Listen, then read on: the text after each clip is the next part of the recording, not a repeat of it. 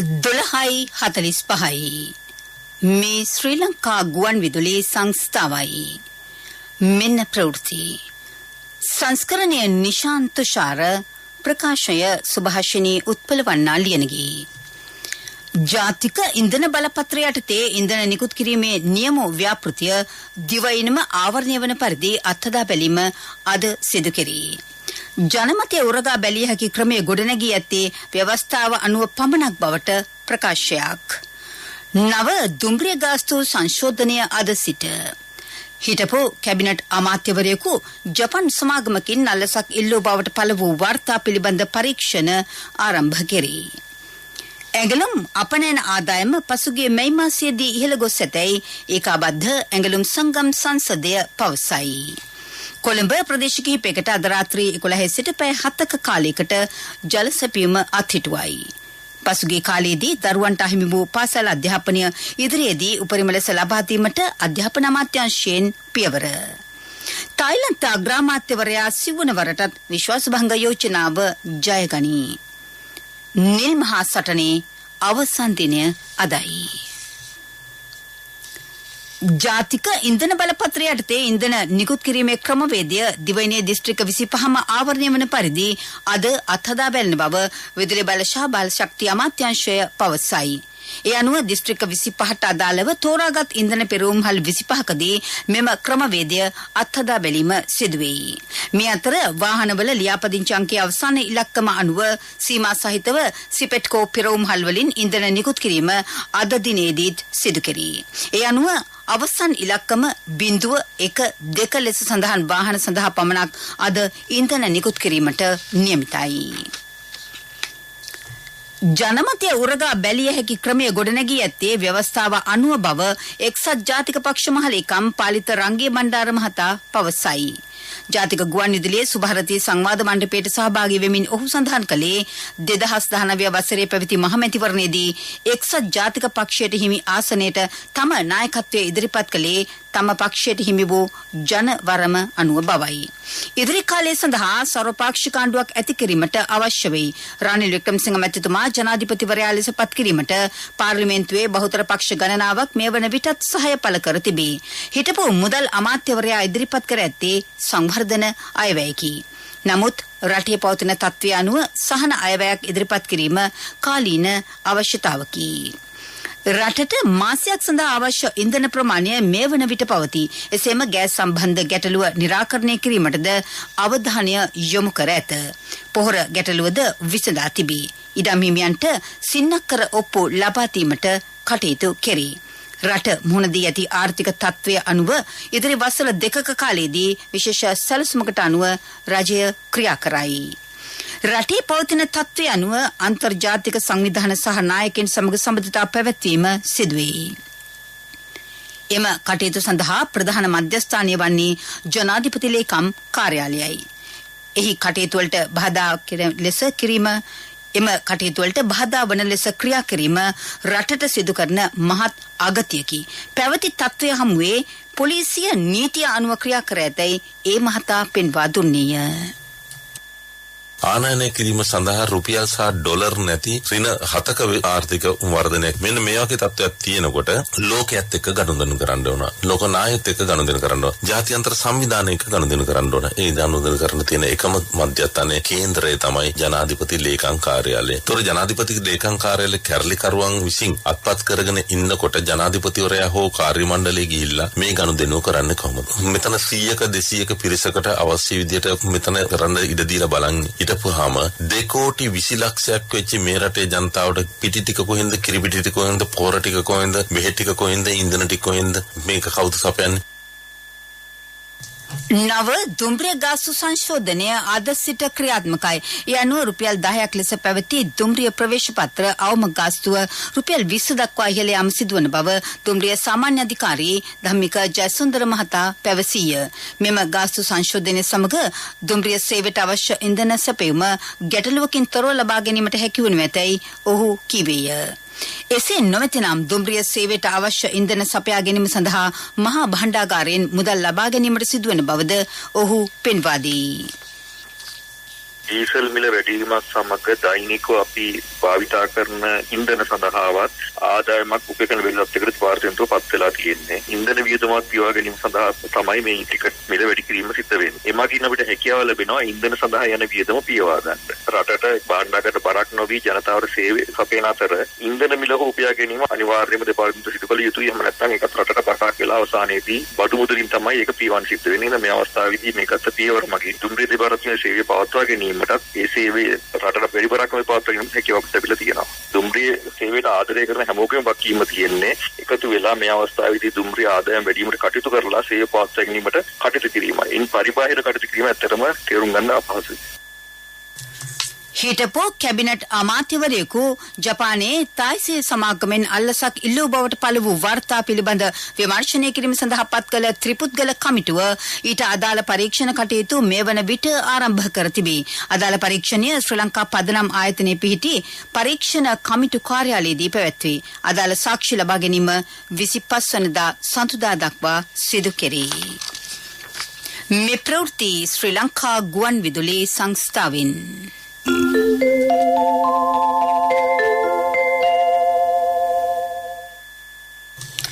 අත්‍යවශ්‍ය නඩත්තු කටයුත්තක් නිසා කොළඹ ප්‍රදේශ කිහිපයකට ජල සැපයීම අත්හිටුවන බව ජාතික ජල සම්පාදන හා ජල අපවහන මණ්ඩලය පවසයි. ඒ අනුව කොළඹ 7, 8, 9 සහ 10 යන ප්‍රදේශවලට අද රාත්‍රියේ 11 සිට හෙට පෙරවරු 6 දක්වා පැය 7ක කාලයක් ජල සැපයීම අත්හිටවනු ඇත.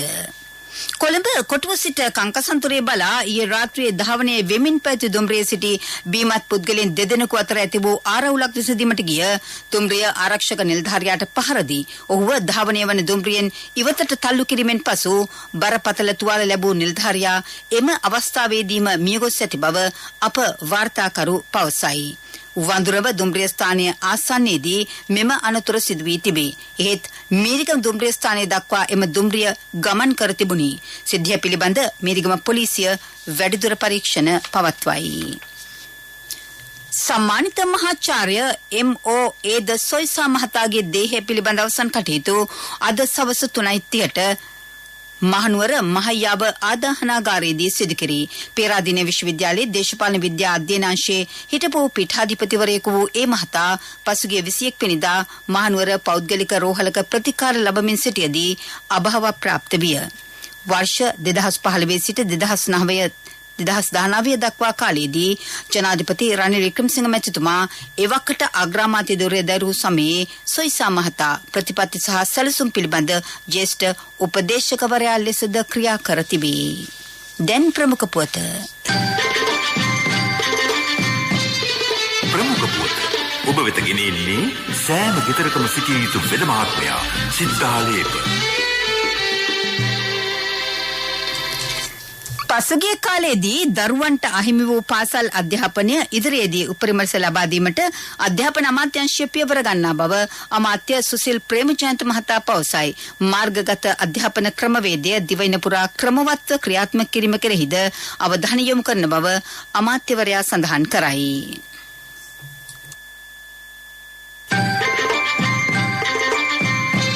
ප්‍රමුඛතම පුවත ඔබ වෙත ගෙන ආවේ සිද්ධාලේප ලක්වියාව. සත්‍ය හඬ අවධානය පිණිසයි. දුම්රිය සඳහා නව මැදිරි එක්කලද එසේ එක්කල අමතර මැදිරි දෙවන පන්තියට අයත් ඒවා බවට ජනතාව චෝදනා කරති. බොහෝ මගින් ගමන් කරනුයේ තුන්වන පන්තියේ මැදිරිවලයි. එම ප්‍රවේශ පත්‍රය යටතේ දෙවන පන්තියේ මැදිරිවල ගමන් කළ නොහැකි බවත් තුන්වන පන්තියේ මැදිරිවල දැඩි තදබදයක් පවතින බවත් ඔවුහු පෙන්වා දෙති. එබැවින් මගින්ගේ අවශ්‍යතාවය සලකා දුම්රිය සඳහා මැදිරි එක්කන ලෙස ඔවුහු ඉල්ලා සිටිති. දුම්රිය සාමාන්‍ය අධිකාරීතුමනි මේ ඔබේ අවධානයටයි. විදෙස් පුවත්.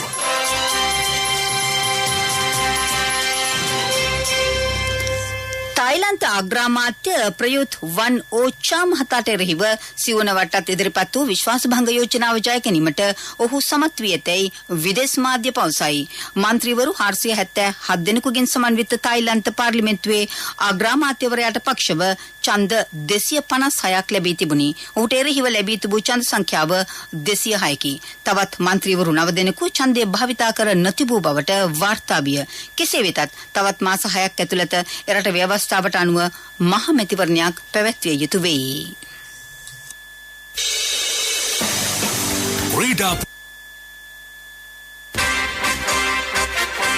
තිරසර සංවර්ධනයක පුවත් සම්පින්ඩනය සංවර්ධන පුවත්.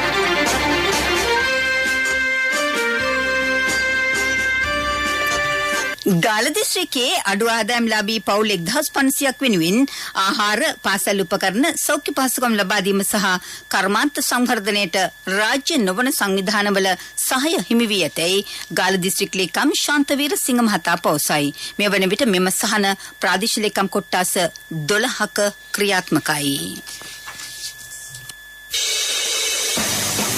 ක්‍රීඩා පුවත් ඔබ වෙත ගෙන එන්නේ සම්පත් බැංකුව. හෙට දින එළිය කරයි. රාජකීය විද්‍යාලයේ සහ ශාන්ත තෝමස් විද්‍යාලය අතර පැවැත්වෙන 143 වන නිල් මහා සටන ක්‍රිකට් තරගයේ අවසාන දිනය අදයි. කොළඹ SSC ක්‍රීඩාංගණයේදී තරගය දැන් පැවැත්වේ. පළමු ඉනිම වෙනුවෙන් ක්‍රීඩා කළ ශාන්ත තෝමස් කණ්ඩායම සියලු ක්‍රීඩකයන් දෙවි ලකුණු 242ක් රැස් කළේය. මේ වන විට පන්දුවට පහර දෙන රාජකීය කණ්ඩායම මිට ස්වල්ප වේලාවකට පෙර කඩලු 7ක් දෙවි ලකුණු 218ක් ලබා සිටියේය. ව්‍යාපාරික පුවත් ඔබ වෙත ගෙන එන්නේ මේ අභියෝගාත්මක කාලයේ NSB වෙතින් අඩුම කාලෙන් වැඩිම පොලිය. ඔබේ කෙටි කාලින ඉතුරුම් තැන්පතෝට මාස 3න් 20%ක මාස 7න් 22%ක ආකර්ශනීය පොලියක්. ළඟම NSB ශාඛාවට හෝ ප්‍රධාන තැපැල් කාර්යාලයට අදම එන්න. 100%ක් රාජ්‍ය ආරක්ෂාව සහිත එකම බැංකුව NSB. ඇඟලුම් අපනයන ආදායම 2021 වසරට සාපේක්ෂව පසුගිය මැයි මාසයේදී ඇමරිකානු ඩොලර් මිලියන 446 දක්වා ඉහළ ගොස් ඇතැයි ඒකාබද්ධ ඇඟලුම් සංගම් සංසදය පවසයි. එය 30ක ඉහළ යාමකි. ඒ අනුව මෙරට ඇඟලුම් අංශය අඛණ්ඩව සිය අපේක්ෂක ඉලක්ක සපුරා ගැනීමට කැපවෙන බවට සහතික වෙමින් කර්මාන්තයේ සිටින සියලු පාර්ශවකරුවන්ගේ සැපයුම් දායකත්වය ඇගීමට ලක් කරන බවද එම සංගමය කියා සිටී. ව්‍යාපාරික පුවත් ඔබ වෙත ගෙන ආවේ මේ අභියෝගාත්මක කාලයේ NSB වෙතින් අඩුම කාලෙන් වැඩිම පොලිය. ඔබේ කෙටි කාලින ඉතුරුම් තැන්පතෝට මාස 3න් 20%ක මාස 7න් 22%ක ආකර්ශනීය පොලියක්. ළඟම NSB ශාඛාවට හෝ ප්‍රධාන තැපැල් කාර්යාලයට අදම එන්න. 100%ක් රාජ්‍ය ආරක්ෂාව සහිත එකම බැංකුව NSB. රබර් වගාව වේගවත් කිරීමට හා ඒ ආශ්‍රිත කර්මාන්ත ප්‍රවර්ධනයට රජය පියවර ගනී. මෙමගින් ඉහළ ආදායම් ලබාගත හැකි බව අමාත්‍ය රමේෂ් පතිරණ මහතා සඳහන් කරයි. වගාකරුවන්ට අවශ්‍ය සහන කඩිනමින් සැපයනු ඇත. නව වෙළඳපොළ අවස්ථා හඳුන්වා දීමද සිදු කෙරේ. ආර්ථික පුවත් ආවරණය ඔබේ ඕනම අවශ්‍යතාවයකට සුදුසු මූල්‍ය විසඳුම් දෙන එන අය දියුණු වෙන අය එන LOLC සමූහය එන්න දියුණු වෙන්න.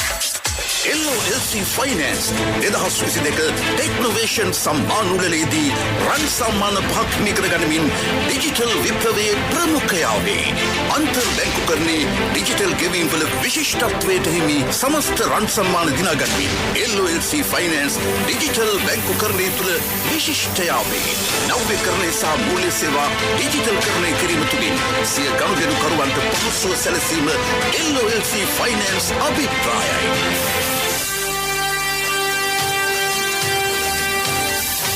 කාලගුණ වාර්තාව.